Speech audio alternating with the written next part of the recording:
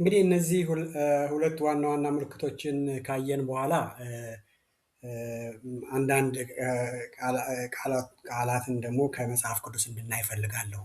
ለምሳሌ በሐዋርያት ሥራ ምዕራፍ 2 ከ29 እስከ 33 ኢየሱስ ሞቶ ስለመነሳቱ የተጻፈልን ነገር አለ። እንደገናም ደግሞ በአንደኛ ቆሮንቶስ 15 ከ3 እስከ 8 ያለ እንደዚሁ ኢየሱስ ሞቶ ስለመነሳቱ እንደገናም 3 ቀን ስለመቆየቱ የተጻፈልን ነገር አለ። ዝም ብዬ አነባቸዋለሁ።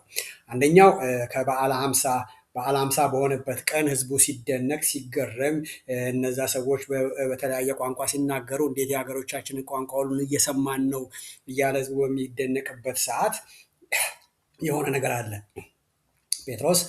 ሐዋርያው ጴጥሮስ ተነሳና ይህንን ቃል ተናገረ። ሐዋርያት ሥራ ምዕራፍ 2 ከ29 እስከ 33 ማንበብ እንችላለን። አጠቃላይ ታሪኩን ከፈለግን ደግሞ ሐዋርያት ሥራ ምዕራፍ 2 ሙሉ ማንበብ እንችላለን።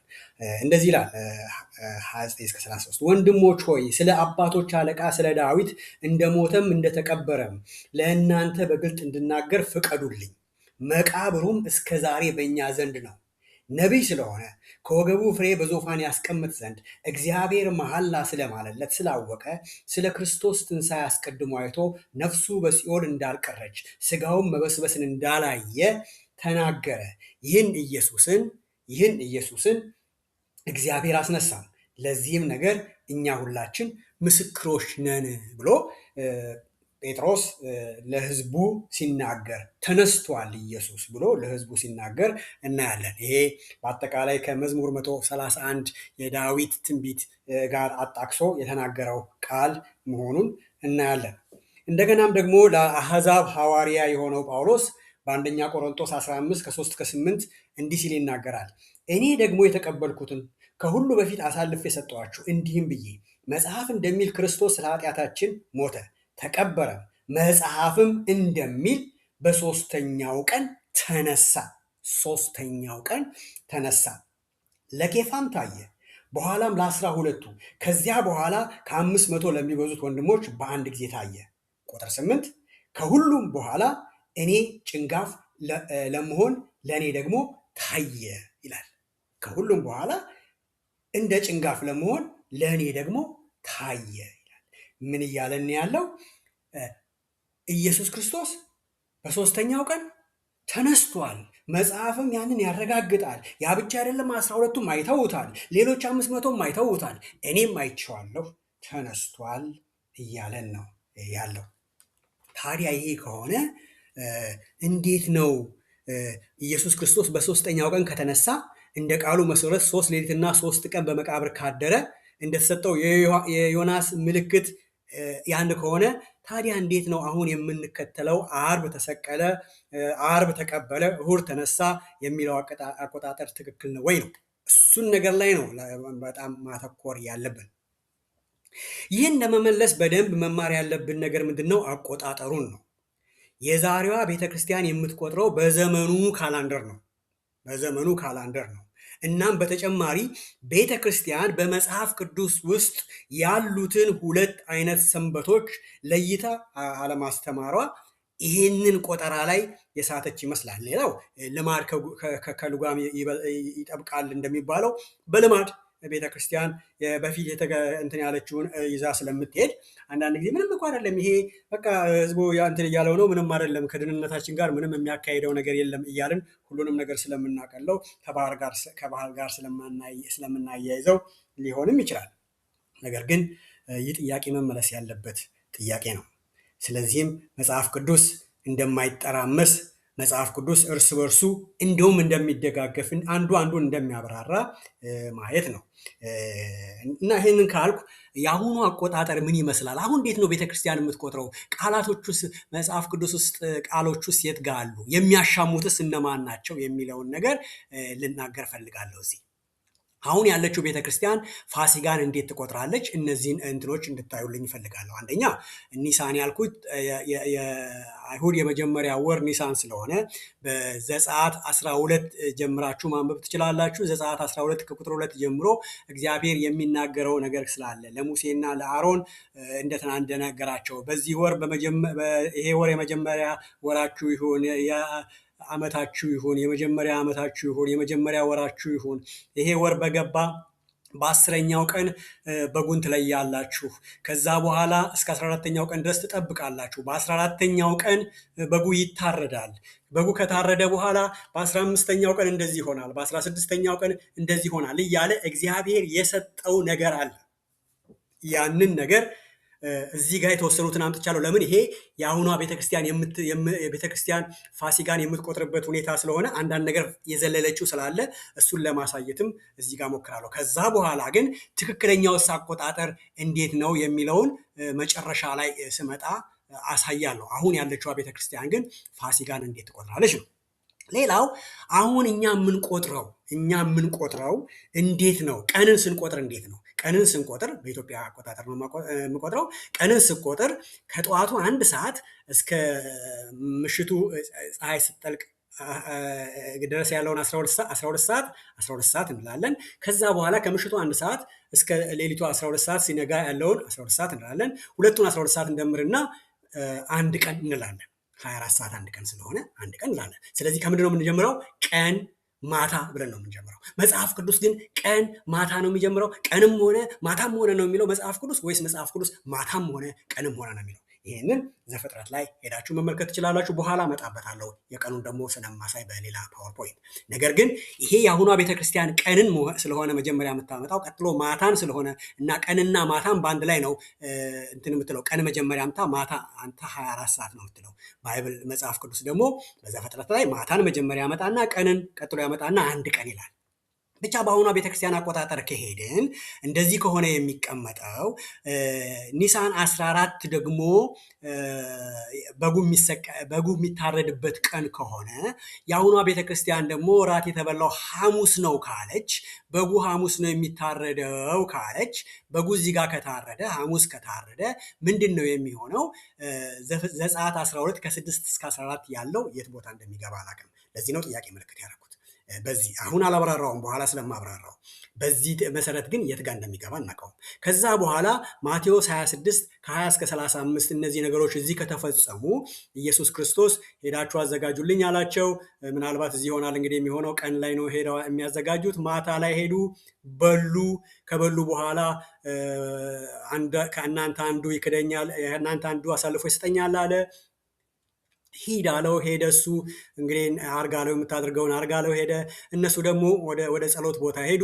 ከዛ በኋላ መጣ፣ ተያዘ፣ ተወሰደ። ጴጥሮስ ካደው። ዶሮ እስከሚጮህ ድረስ 3 ጊዜ ካደው። ከዛ በኋላ ነጋ። ይሄን ሐሙስ ልንኖረው። የአሁኗ ቤተክርስቲያን ሐሙስ ራት በላ፣ የመጨረሻ ራት በላ። ከዛ በኋላ ተያዘ። ሐሙስ ነው የምትለን። ከዛ በኋላ ምን ታደርጋለች? የሚቀጥለው ቀን ዓርብ ማርቆስን ታወራልናለች። የአሁኗ ቤተክርስቲያን አቆጣጠር፣ የአሁኑ አቆጣጠር፣ አሁን የምንቆጥረው አቆጣጠራችን፣ ይቅርታ፣ የአሁኗ ቤተክርስቲያን ስል አሁን የምንቆጥረው አቆጣጠር። ምክንያቱም የመንግስት በዓልና የእግዚአብሔር በዓል ስለተደባለቀብን አቆጣጠራችን እንደዛ ነው የሆነው። እና እዚህ ጋር ግን ምን ትላለች ቤተክርስቲያን? ጠዋት 3 ሰዓት ላይ እስከ 3 ሰዓት ድረስ ተገረፈ። 3 ሰዓት ላይ ተሰቀለ። እስከ 6 ሰዓት ድረስ ቆየ። ከዛ በኋላ ከ6 እስከ 9 ሰዓት ጨለማ ሆነ። ከጨለማ በኋላ ተፈጸመ። ያው ሊወጉት ጉልበቱን ሊሰብሩ ሲሄዱ እሱ ግን ሞቷል፣ በጦር ወጉት የሚለው ጠቅላላ ታሪክ እዚህ ጋር ነው የተካሄደው። ከዛ በኋላ ልክ እዚህ ጋር ሊመሽ ሲል ተቀበረ ትለናለች ቤተክርስቲያን። እዚህ ሰፈር ውስጥ ልታስገባልን ያልቻለችው ቃል በዚህ አቆጣጠር ከሄድን ማቴዎስ 27 ከ62 እስከ 66 እና ማርቆስ 16 1ን የት ጋር እናስቀምጠው? እዚህ ጋር ለማስቀመጥ ሞከርኩ፣ አይሆንም። እዚህ ጋር ቅዳሜም ለማስቀመጥ ሞከርኩ፣ አይሆንም። ለምንድን ነው ሲባል ማቴዎስ 27 ከ62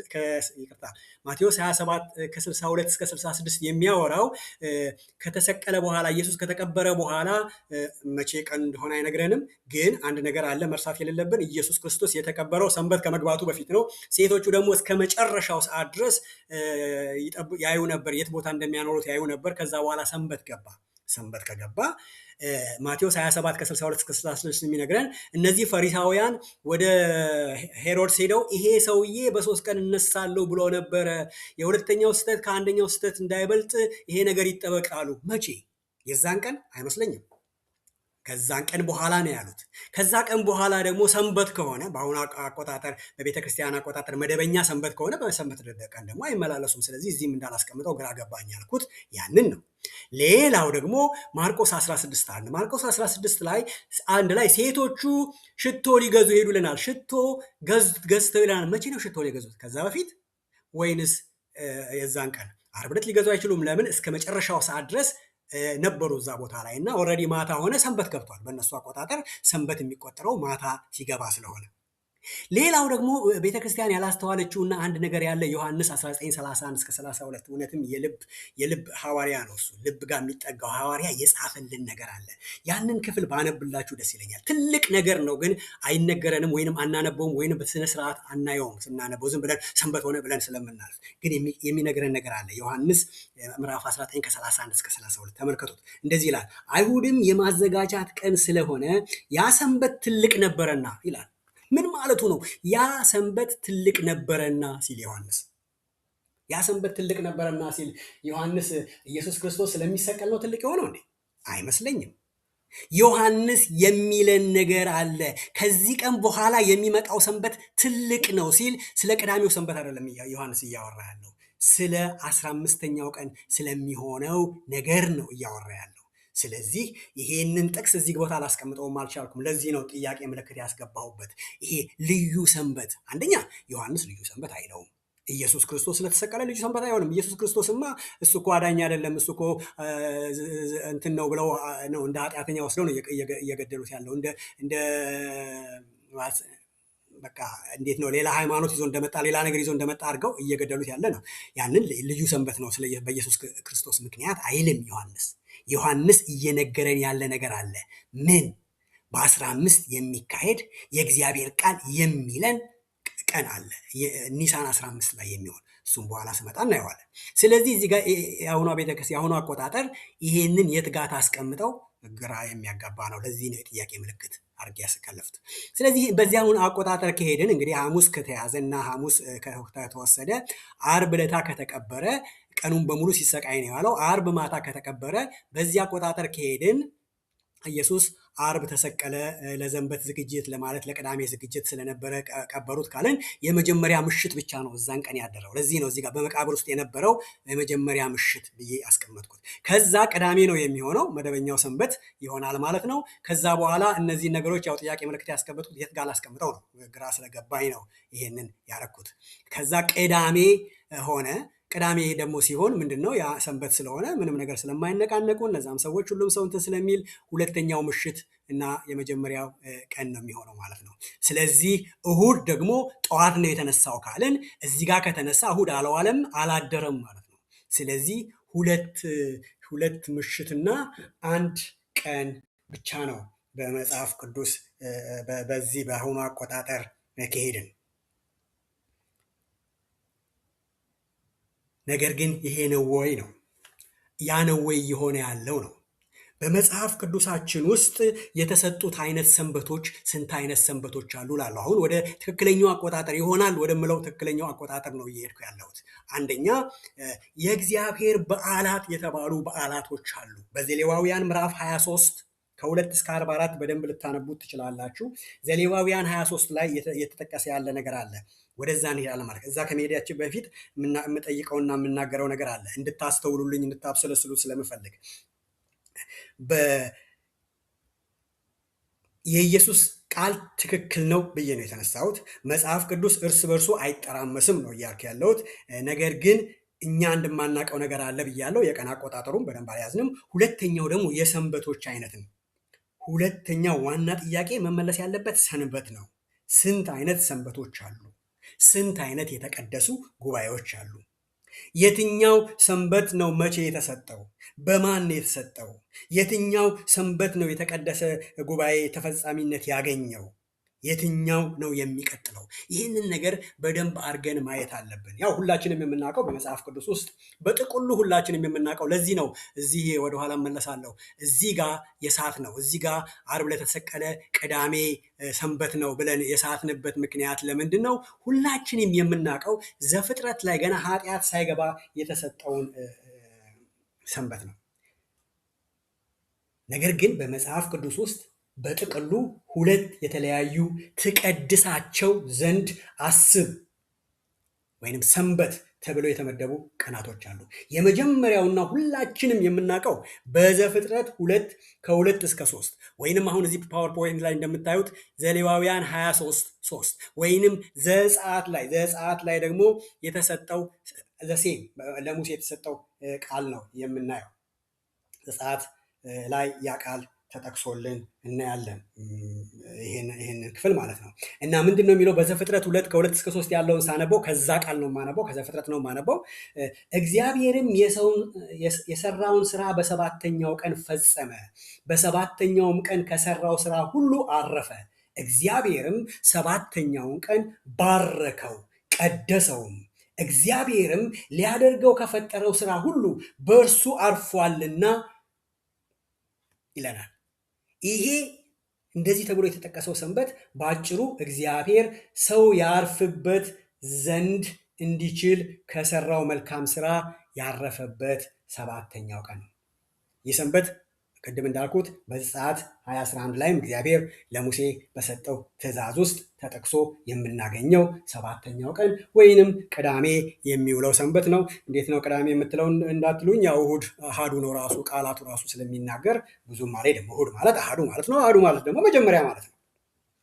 ይህ በዘፍጥረት 2 ከ2 እስከ 3 የተመሰረተው ሰንበት እረፍት ገና ኃጢአት ሳይገባ እግዚአብሔር ለሰው ልጆች ከሰራው መልካም ስራ ሁሉ ያረፈበትና አዳምም የምድር ኑሮውን ሲጀምር በእግዚአብሔር የተሰራው መልካም ስራ በቂ ስለነበረ አርፎ የጀመረበት እረፍት ነው። አዳም የመጀመሪያ ስራው ምንድን ነው ቢባል፣ የመጀመሪያው ስራው ምንድን ነው? የአዳም የመጀመሪያ ስራ ማረፍ ነው። አዳም ተፈጠረ፣ አረፈ። እኛ ተፈጠረ እንደተወለድን ሩጫ ነው። ገና ሕፃን ውስጥ ለመሮጥ አይደለም የሚቸኩለው። አዳም ግን ተፈጠረ፣ ልክ እንደተፈጠረ እረፍ ነው የተባለው። አርፎ የጀመረበት ነው። እግዚአብሔር ከሰራው ስራ ሁሉ አርፏልና ዛሬም በእግዚአብሔርና በእግዚአብሔር መልካም ስራ እንድናርፍ ነው፣ ለማረፍ ነው፣ ለመዳን ነው ኢየሱስ ክርስቶስ ስራውን የሰራው። የራሳችንን መልካም ስራ ከመስራት እንድንቆጠብ የተሰጠን እረፍት ማስታወሻ እረፍት ነው። አንድ ቃል መናገር እፈልጋለሁ። ብሉይ ኪዳን በሙሉ ስለማን ነው የሚያወራው? ስለ ኢየሱስ ነው የሚያወራው። ብሉይ ኪዳን በሙሉ ምንም መጽሐፍ ስለ ኢየሱስ ሳያወራ የሚያነስበት ነገር የለም። በደንብ ካስተዋል ነው እያንዳንዱ ነገር ስለ ኢየሱስ ያወራል። አንዳንድ ጊዜ ሰዎች መጽሐፈ ሩት ስለ እግዚአብሔር ምንም አያወራም፣ መጽሐፍ እንደዚህ አይልም ሲሉ፣ ግን በደንብ አድርገን ካየነው ኢየሱስን እናገኘዋለን፣ እግዚአብሔርን እናገኘዋለን መጽሐፍ ውስጥ።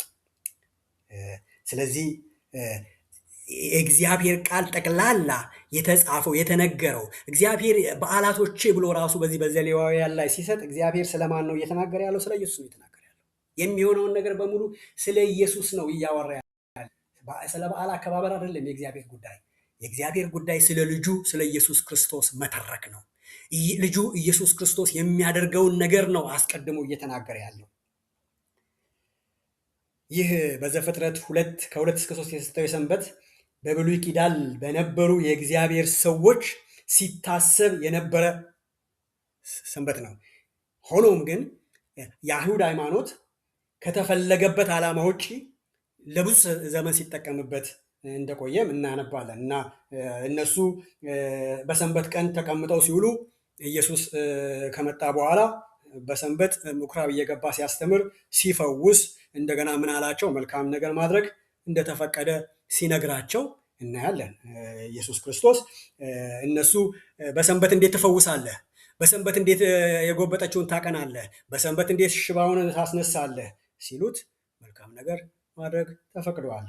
እናንተ በጋችሁ እንደዚህ ቢሆን አህያችሁ እንደዚህ ቢሆን አታደርጉም ምን በሰንበት እያለ ሲነግራቸው እናያለን። ምክንያቱም እነዚህ ሰዎች ሰንበትን ከተሰጠው ትርጉም ውጭ ይጠቀሙ ስለነበረ ያንን ነገር ሲላቸው እናያለን። እንደውም አይታችሁ እንደሆነ በደንብ ተመልከታችሁ እንደሆነ ኢየሱስ ትክክል ታላላቅ ነገሮችን ሲያደርግ ከጠፋ ቀን እሑድን ሰንበትን ነበር የሚጠብቀው። ይቅርታ ሰንበትን እየጠበቀ ነበር ያንን ነገር የሚያደርገው እና የሚነግረንም ነገር አለ። እንደውም እነዛን የሃይማኖት መሪዎች እዛ ህዝብ የተሰበሰበውን ህዝብ ምንድን ያላቸው?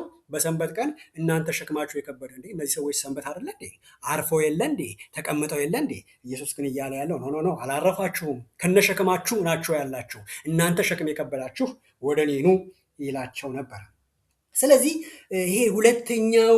ይሄ አንደኛው ሰንበት ነው ማለት ነው። ሁለተኛው አይነት ሰንበት ደግሞ ትቀድሰው ዘንድ አስብ የተባለው በዓመት አንዴ እንዲከበሩ በሙሴ በኩል ለአይሁድ ህዝብ የተሰጡት የእግዚአብሔር በዓላቶች ናቸው። እነዚህ ናቸው የእግዚአብሔር በዓላቶች የተባሉት።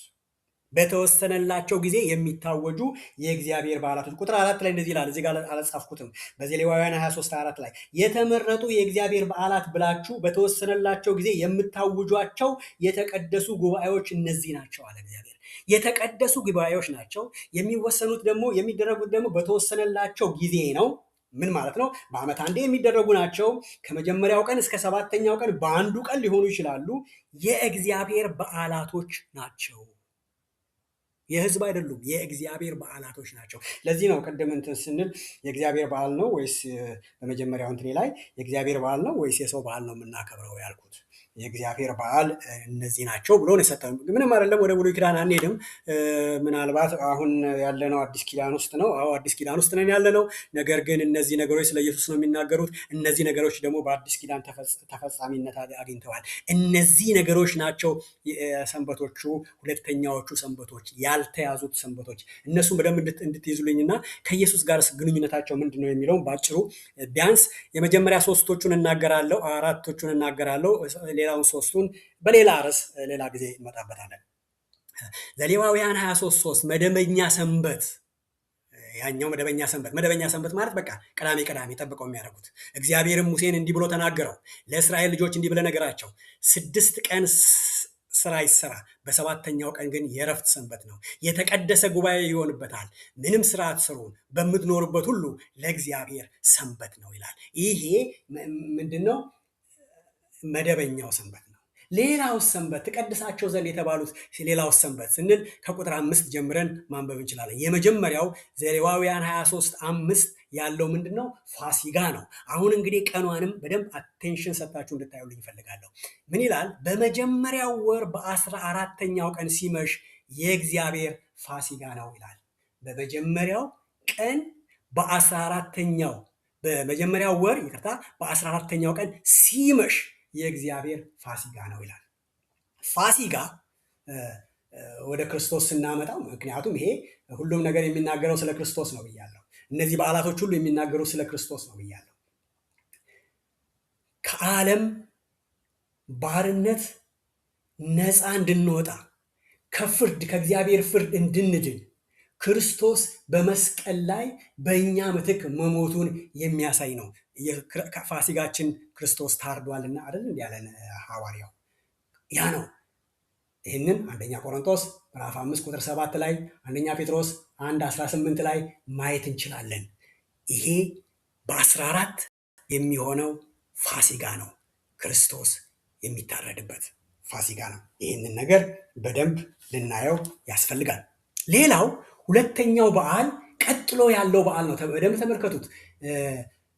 እርሾ የሌለበት ወይንም ያልቦካ ዳቦ በዓል ብየዋለሁ። እዚህ ጋር ስጽፈው እርሾ የሌለበት የቂጣ በዓል፣ እርሾ የሌለበት የቂጣ በዓል ነው። ይህንን ያው ከ6 እስከ 8 እናንበው። እንደዚህ ይላል። በዚህም ወር በ15ኛው ቀን፣ አያችሁ እንግዲህ 14ኛው ቀን ፋሲጋ እንዳለፈ በንጋታውም በዓል ነው ማለት ነው። በንጋታው 15ኛው ቀን ለእግዚአብሔር የቂጣ በዓል ነው። 7 ቀን ቂጣ እንጀራ ብሉ። በመጀመሪያ ቀን የተቀደሰ ጉባኤ ይሆንላችሁ፣ የተግባር ስራ ሁሉ አትስሩበት ይላል። እርሾ የሌለበት የቂጣ በዓል የሚውለው የእስራኤላውያን የመጀመሪያ ወር በገባ በ15ኛው ቀን ነው። ይህም ደግሞ ፋሲጋ በዋለ በማግስቱ ይሆናል ማለት ነው። ይህ ማለት ደግሞ ኢየሱስ ክርስቶስ በሞተ በማግስቱ የሚውለው ቀን ነው ማለት ነው። ይህ አማኞች በግል ከክርስቶስ ጋር ያላቸውን አንድነት የሚያሳይ በዓል ነው። ክርስቶስ ደሙን በመስቀል ላይ ስላፈሰሰ አማኞች ከክርስቶስ ጋር አንድነት ሊኖራቸው ችሏል። ኢየሱስ ስለተሰቀለ ስለሞተ። እስራኤላውያን እርሾ የሌለበት ቂጣ መብላት ነበረባቸው። እርሾ ደግሞ ምንድን ነው? የኃጢአት ምሳሌ ነው። ይህም ማለት ከደህንነታችን የተነሳ የእግዚአብሔር ልጅ የሆንን ሁላችን ወደፊት በኃጢአት እንዳንወሰድ፣ ወደፊት በቃ ኃጢአትን በመካድ እንድንኖር በክርስቶስ ሞት ከተዋጀን ከዚህ በኋላ ደግሞ ኃጢአትን ከልባችን በመካድ በደስታ መጓዝ እንዳለብን የሚያሳየን ቃል ነው። ያ ነው እርሾ የሌለበት ቂጣ ብሉ ሲባል በቃ እርሾ ይወገድ፣ ንጹሑ ቂጣ፣ ንጹሑ ከሰማይ የወረደው እንጀራ ኢየሱስ ንጹሑ እየተባለ የተነገረን ቃል ነው። ቀጥሎ የመኸር በዓል የሚለውን ተመልከቱት። የመኸር በዓል የሚለው ደግሞ ከ9 እስከ 14 ያለውን ነገር እንመልከት። ቁጥር 10 ላይ እንደዚህ ይላል። እናንተ አንብቡት ዲቴሉን። ቁጥር 10 ላይ እንደዚህ ይላል፣ ለእስራኤል ልጆች እንዲህ ብለህ ንገራቸው፣ ወደምትሰጣቸው ምድር በገባችሁ ጊዜ መከሩን ባጨዳችሁ ጊዜ፣ መከሩ ማለት የመጀመሪያውን መከር ማለት ነው።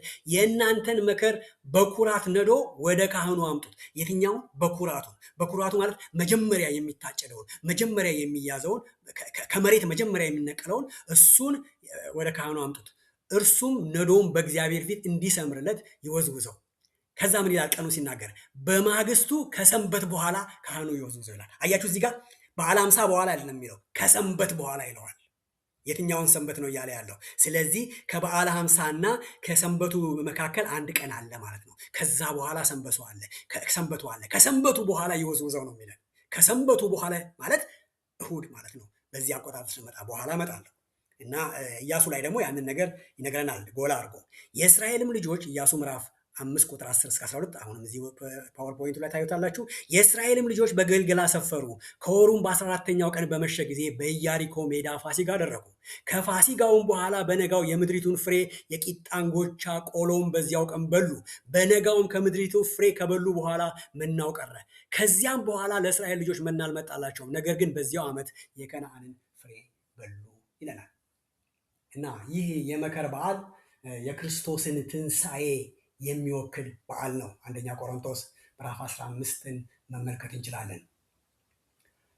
በመከር ጊዜ ከእያንዳንዱ ሰው እርሻ አንዳንድ ነዶ እየታጨደ በእግዚአብሔር ፊት ከፍ ተደርጎ ይያዛል። ከዚያ በኋላ መከሩ በሙሉ ይታጨዳል።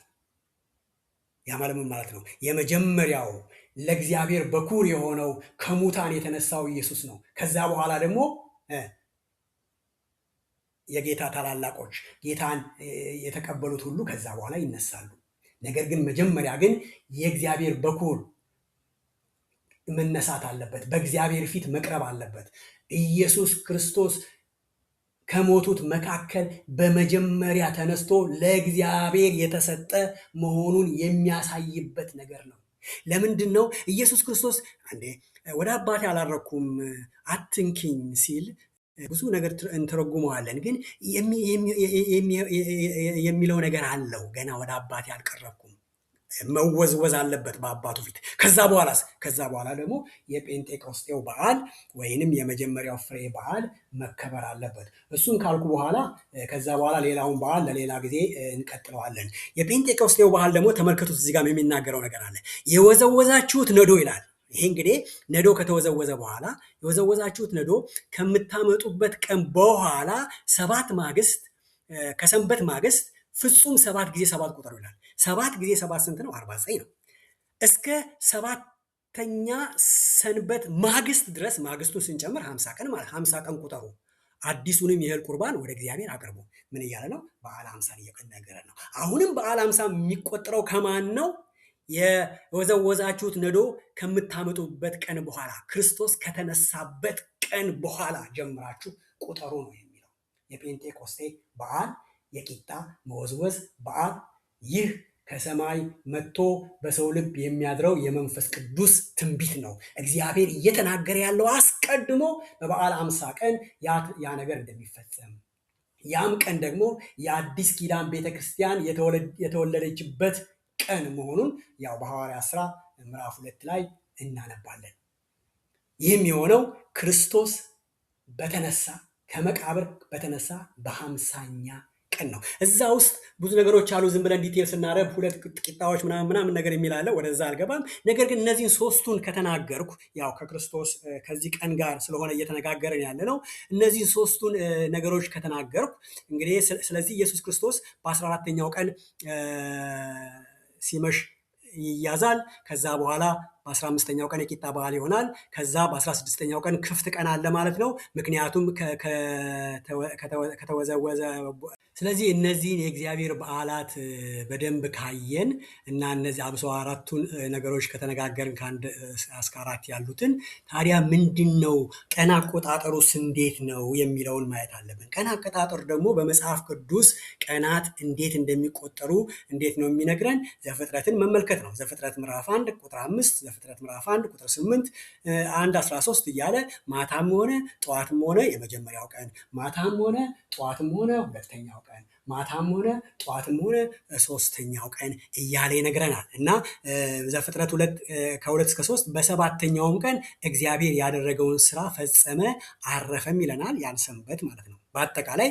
መጽሐፍ ቅዱስ ውስጥ አንድ ቀን ማለት ከፀሐይ መጥለቅ እስከ ፀሐይ መጥለቅ ድረስ ይቆጠራል ማለት ነው። ልክ ወገኖቻችን ይልቁንም በኢትዮጵያ ኦርቶዶክስ ውስጥ ያሉ ወገኖቻችን ሰንበትን ሲቆጥሩ ወይንም ለሰንበት ነገ የተወቀጠ ቡና አልጠጣም ሲሉ ዓርብ ዕለት ማታ ነው የሚጀምሩት። በጣም የሚገርም አቆጣጠር ነው። ምናልባት የገባቸው ነገር አለ ይሆን? አይ ዶንት ኖ። አጠቃላይ ግን ያንን ካየን እዚህ ጋር የቀን አቆጣጠሩ መሆን ያለበት ማታ ቀጥሎ ቀን ካልን እነዚህ ነገሮች ደግሞ ዝም ብዬ ያመጣሁት እንዳንረሳ የምፈልገውና በዘጸአት ላይ የተነገረው ነገር ሙሉ ለሙሉ ለክርስቶስ እንደሆነ እግዚአብሔር ስለ ክርስቶስ እንደሚናገር አንድ ነገር እንዳንረሳ ስለፈለኩ እነዚህን ቁጥሮች ፋሲጋው የክርስቶስ ምሳሌ እንደሆነ እንዳንረሳ ለማለት ነው ይህንን ፓወርፖይንት እዚህ ጋር ያመጣሁት። ክርስቶስ የእግዚአብሔር በግ ሆኖ ለዓለም ኃጢአት እንደሚሞት ተመረጠ። ያው ዮሐንስ 1 ላይ ከ29 እስከ 30 ዮሐንስ ይነግረናል። ሌላውንም ጥቅሶች መመልከት ትችላላችሁ። ሁለተኛው ደግሞ ያ በግ በመጀመሪያ ወር በ10ኛው ቀን ለመስዋዕትነት እንደተለየ ክርስቶስም በዚያው ቀን ለመስዋዕትነት ተለይቶ ለመቃብሩ ሽቶ እንደተቀባ ማቴዎስ 26:12 ላይ እናያለን። ዘጸአት 12:3 ላይ ያ በግ በዛ ጊዜ የነበረው በግ እንደተለየ የሚናገረው ክፍል ነው። ሌላው ጠቦቱ ነውር የሌለበት መሆን አለበት ነው የሚለው ዘጸአት 12:5 ላይ። ያው የእግዚአብሔር በግ የሆነውን ክርስቶስ ደግሞ ምንም ኃጢአት እንዳልነበረበት ሁላችንም እናውቃለን። እሱም በሰው አምሳል የተገለጠ አምላክ የሆነ እንደሆነ እናያለን። ሌላው ጠቦቱም የመጀመሪያው ወር በገባ ከ10ኛው ቀን እስከ 14ኛው ቀን ድረስ ጠብቁት፣ በ14ኛው ቀን ይታረድ ይላል በዘጸአት 12:6 መሰረት። ኢየሱስ ክርስቶስም በመጀመሪያው ወር በ10ኛው ቀን ለመቃብሩ የሚሆን ሽቶ ተቀብቶ ለሞት ተለየ። ከዛ በኋላ የጠብቁት እኮ ነበረ በአይነ ቁራኛ። ይሁዳም አሳልፎ የሚሰጥበትን ቀን በአይነ ቁራኛ ይጠባበቅ ነበር። እነዛም እሱን የሚይዙበትን ቀን በአይነ ቁራኛ ይጠብቁት ነበር። በቃ መቼ እንደሚይዙት ለመቃብሩ የሚሆን ሽቶ ከተቀባ በኋላ የመጀመሪያው ወር በገባ በ14ኛው ቀን እንደተሰቀለ እናያለን። የመጨረሻውና እዚህ 5ኛው ፖይንት ላይ ላስቀምጥ የፈለግኩትና ልንገነዘበው የምፈልገው ነገር አለ። ዝም ብለን ጠቦቱንም አረዱ ብለን ነው እዛ ዘጸአት ላይ የምናነበው፣ ግን አይደለም። በደንብ እንመልከተው። ማንኛውም እስራኤላዊ የሆነ ሁሉ ጠቦት ያርድ ነበር ይለናል እና አንዱን ጠቦት ያርድ ነበር ይለናል። እስራኤላዊ ሁሉ በአንድነት ነው ከከተማው ክርስቶስን የተከተለ ስቀለው ያለው። አንድ ጠቦት እረዱ ይለናል በዘጸአት ውስጥ። ይኸው ደግሞ አንድ የእግዚአብሔር ጠቦት፣ አንድ የእግዚአብሔር በግ ደግሞ በእስራኤል ሁሉ ሕዝብ እንደታረደ እናያለን። ለሞት አልፎ በተሰጠበት ሰዓት ሁሉም ወጥቶ ስቀለው እንዳለ እናያለን። ታዲያ አሁን ያለችው ቤተክርስቲያን ፋሲጋን እንዴት መቁጠር አለባት? እንዴት ነበር መቆጠር ያለበት ካልን የቅድሙኑ አምጥተን በአሁኑ ስናመጣው የሚሆነው ነገር እንደዛ ነው። የወሩ ቀናት ስለዚህ ሲጨመር ቀን ሲቆጠር ማታ ቀን አንድ ቀን ነው ብያለሁ። ስለዚህ ማታም ሆነ ቀንም ሆነ አንድ ቀን ነው። ማታም ሆነ ቀንም ሆነ አንድ ቀን ነው። እንደዛ ከሆነ ኒሳን 14 ከሆነ ኢየሱስ ክርስቶስ የተያዘው አንድ ነገር መዘንጋት የሌለብን ነገር ፋሲጋውም የሚበላበትም ሆነ በጉም የሚታረድበትም ቀን አንድ ቀን ነው። ይህን አንርሳ። ዘጸአት 12 ከ6 እስከ 8 ላይ ወሩ በገባ እስከ 14ኛው ቀን ድረስ ጠብቁት፣ የእስራኤል ጉባኤ ሁሉ ሲመሽ ይረዱት፣ ከደሙም ወስደው በሚበሉበት ቤት 2 መቃኑን ጉበኑን ይቀቡት፣ በእሳት የተጠበሰውንም ስጋውን፣ ቂጣውን፣ እንጀራውን በዚያች ሌሊት ይብሉ፣ ከመራራ ቅጠል ጋር ይብሉት ይላል። በዚያች ሌሊት ይብሉት ይላል። ምንድን ነው እየነገረን ያለው? እየነገረን ያለው በጉ ሲታረድ የእግዚአብሔር በጉ እዚህ ሲታረድ እናንተን እዚህ ከሞት ያድናል። ለሌላው ደግሞ ምንድን ነው? የሞት ሽታ ነው። እናንተን የህይወት ሽታ ነው፣ ለሌላው ደግሞ ሞት ነው። ስለዚህ በጉ የሚታረድበት ቀን፣ በዛን ቀን እናንተ በጉን ትበላላችሁ፣ ከቤት አትወጡም እያለ ነው ያለው። መዳናችሁም በዛ ቀን እየተፈጸመ ነው ያለው እያለ ነው ያለው። እና እዚህ ጋር ስንመለከት ዘጸአት 12:6ን አንብቡት። እዚህ ጋር ነው የሚሆነው ማለት ነው። ከዛ ማቴዎስ 26 ከ20 እስከ 35፣ ማርቆስ 14 ከ17 እስከ 32 እነዚህ ያሉት ቀናቶች ኢየሱስ ክርስቶስ ስፔሻሊ የሉቃስን ማብራራት ፈልጋለሁ። ሉቃስ 22 ከ17 እስከ 23 ስንመለከት ኢየሱስ ክርስቶስ ከደቀ መዛሙርቱ ጋር ቀኑ ሙሉ ከዋለ በኋላ ሉቃስ ምን ይለናል? ከነሱ ጋር ያንን ራት ሊበላ እንደሚመኝ ይነግረናል። እና ኢየሱስ ክርስቶስ ከዛ ምን አላቸው? ደቀ መዛሙርቱ ጠየቁት፣ የት እናዘጋጅልህ አሉት። የት እናዘጋጅልህ ሲሉት ነገራቸው። እዚህ ቦታ ሄዳችሁ እንደዚህ እንደዚህ ታገኛላችሁ፣ እዛ ቤት አዘጋጁልኝ አላቸው። ያ የሚሆነው የት ጋ ነው? እዚህ ጋ ነው። ሮብ ዕለት ቀን ነው የሚሆነው። ማለት ሮብ ማታ ይጀምርና ቀን ስለሆነ ኢየሱስ ክርስቶስ እዚህ ጋር ማክሰኞ ማለት ነው፣ ኒሳን 13 ነው የሚሆነው ያ ቀን። እዚህ ጋር ይቅርታ ያደረግልኝ እዚህ ጋር ነው የሚሆነው። እና በሉቃስ 22 ከ7 እስከ 13 ያለውን፣ ማቴዎስ 16 26 ከ17 እስከ 19 ያለውን ነገር የምናየው እዚህ ጋር ነው። ከዛ በኋላ እነዚህ ሰዎች ሄደው አዘጋጁ። ማታ ሲጀምር ከሱ ጋር ራት በሉ ከኢየሱስ ክርስቶስ ጋር። ማን ነው አሳልፎ የሚሰጥህ አሉት። ከእኔ ጋር እጁን እንደዚህ የሚያደርገው ነው የሚሰጠኝ አለ። ያ ነገር ከተፈጸመ በኋላ እሱን ሂድ፣ ውጣ፣ በቃ የምታደርገውን አድርግ አለው። እነሱ ደግሞ የሆነ ነገር ግዛ ወይ ነገር አምጣ ያለው መሰላቸው ምናምን ይለናል። ከዛ በኋላ ኢየሱስ ክርስቶስ ወዴት ሄደ? ወደ የሚጸልዩበት ቦታ አብረው ወጡ። ወደሚጸልዩበት ቦታ አብረው ወጡ። እዛ ሲጸልዩ ያው እንደምናውቀው ሉቃስ ላይ እንደተነገረን፣ ሌላውም ወንጌሎች እንደሚነግሩን ይሁዳ አስቆሮቱ ይሁዳ መጣ ከሰዎቹ ጋር። ኢየሱስ ተያዘ፣ ይዘውት ሄዱ። በዛኑ ሌሊት ጴጥሮስ 3 ጊዜ ካደው። በዛኑ ሌሊት ዮሐንስ ራቁቱን ሮጠ። በዛኑ ሌሊት እነዛ ነገሮች የተካሄዱ። የት? ኒሳን 14 ማታ። ምክንያቱም ማታው ነው የሚቀድመው።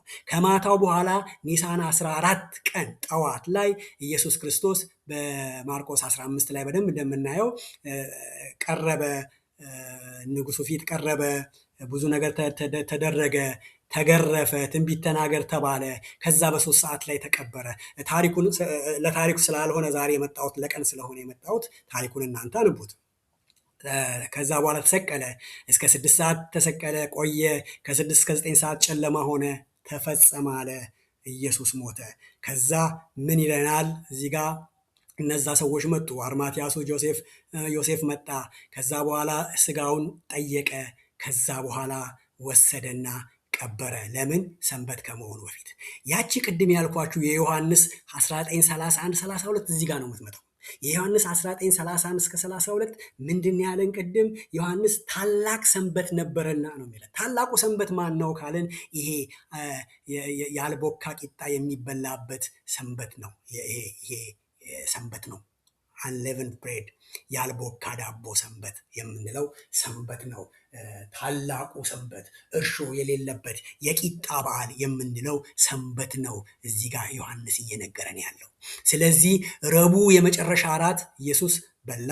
ኢየሱስ የተሰቀለውን በዛን ቀን ረቡዕ ነው እና ኒሳን 15 የዝግጅት ቀን በንጋታው ነው የሚሆነው ማለት ነው። ኒሳን 15 የዝግጅት ቀን በንጋታው ከሆነ ስለዚህ ኢየሱስ ክርስቶስ ተቀበረ ማለት ነው። የተቀበረው መቼ ነው?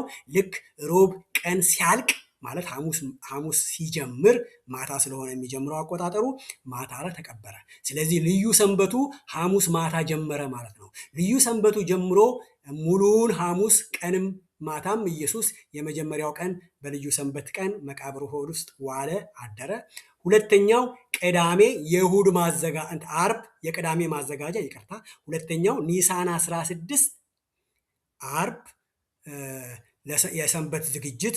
የአሁኗ ቤተክርስቲያን ዓርብ ተሰቀለ የምትለው ማለት ነው። ነገር ግን በዛ ቀን ግን ለዚህ ለቅዳሜ የሚዘጋጁበት ኖርማሉ ሰንበት ስለሆነ ክርስቶስ ዋለ አደረ ማለት ነው። ስለዚህ ነው እነዚህ ሁለት ነገሮች እነዚህ በማቴዎስ 27 ላይ ያለው እነዛ ሰዎች ሄደው ይሄ ሰውዬ ከአንደኛው ስህተታችን ይልቅ የሁለተኛው እንትን እንዳይሆን ይታሸግ ያሉት፣ ሴቶቹም ደግሞ ሽቶ የቀቡት ምናልባት እዚህ ጋር ሊሆን ይችላል። ምክንያቱም አንድ ቀን ስላለ ለሰንበት ማዘጋጃ፣ ለኖርማሉ ሰንበት፣ ለመደበኛው ሰንበት ማዘጋጃ ስላለ፣ ከዛ ኒሳን 17 የሚሆነው ምንድነው? መደበኛው ሰንበት ነው፣ ቅዳሜ ቀን። ስለዚህ ኢየሱስ ክርስቶስ ሐሙስ ሙሉን ቀንና ማታና ቀን፣ አርብ ሙሉን ማታና ቀን፣ ቅዳሜ ሙሉን ማታና ቀን ነው እንትን ያለው። ከዛ በኋላ እሁድ ከሙታን ተነሳ።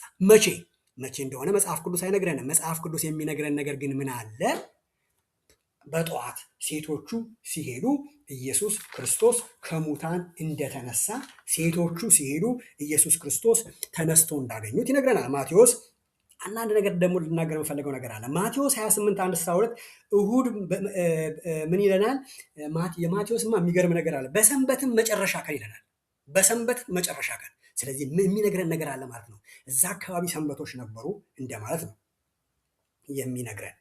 ማርቆስንም መመልከት ትችላላችሁ፣ ሉቃስንም መመልከት ትችላላችሁ። አጻጻፋቸው የሚገርም አይነት አጻጻፍ ነው ያለው። እሁድ ጌታ መነሳቱን በሰረልን። ጌታ በሰንበት በስንት ሰዓት እንደተነሳ የሚነግረን ነገር የለም። ነገር ግን ከሰባተኛው ቀን የጌታ ማረፍ ጋር ስንረዳው ኢየሱስ እኛን ለማሳረፍ እርሱ በሰንበት ከመቃብር አድሮ ወጥቷል ማለት ነው፣ እኛን ለማሳረፍ። ምክንያቱም እሱ እኛን ለማሳረፍ ነው። ሌላው ሌሊት ያው የሰው አይደለም የእንስሳ ስለሆነ እነዚህ ሴቶችም ሌሊት ሊሄዱ አይችሉም። ስለዚህ የሄዱት ጠዋት ነው። የምስራች በቀን ነው የሚሰበከው እና ከዛ በኋላ ጠባቂዎቹ የሆነውን እንደተናገሩ በማቴዎስ 28 11 ላይ እናያለን። ደቀ መዛሙርትም ደግሞ ወደ ታዘዙት ተራራ ከዛ በኋላ እንደወጡ እናያለን። እንዴት ነው የሚወጡት የዛን ቀን ስንል፣ ምክንያቱም ቀን የሚጀምረው ከማታ ቀን ስለሆነ ቀን ላይ እነሱም ወደ ተራራ ሲሄዱ እናያለን። በአጠቃላይ ኢየሱስ ክርስቶስ ተሰቅሎ እስከተነሳ ጊዜ 2 ሰንበት አልፏል። ኒሳን 15 ታላቁ ሰንበት ዮሐንስ በምዕራፍ 19 ቁጥር 31 ላይ የተናገረው በዘሌዋውያን 23 ከ6-7 ላይ ያለው ሲሆን፣ ኒሳን 17 ደግሞ የሁል ጊዜው ሰንበት በዘፍጥረት 2 ላይ የተጠቀሰልን፣ በዘጸአት 20 የተጠቀሰልን ሰንበት ነው። ኢየሱስ ክርስቶስ ተሰቅሎ እስከተነሳበት ጊዜ 2 ማዘጋጃ ቀናት አልፈዋል። አንደኛው ኒሳን 14 ፋሲጋ ምሽት ማለት ነው፣ ፋሲጋ ቀን ማለት ነው፣ ለታላቁ ሰንበት የተዘጋጁበት ነው። ሁለተኛው ኒሳን 16 ደግሞ የሁል ጊዜውን ሰንበት የተዘጋጁበት ቀን ነው። ኢየሱስ በኒሳን 14 በፋሲጋ ምሽት ተያዘ፣ ቀን ተሰቀለ። በንጋታው ኒሳን 15 ታላቁ ሰንበት ሆነ።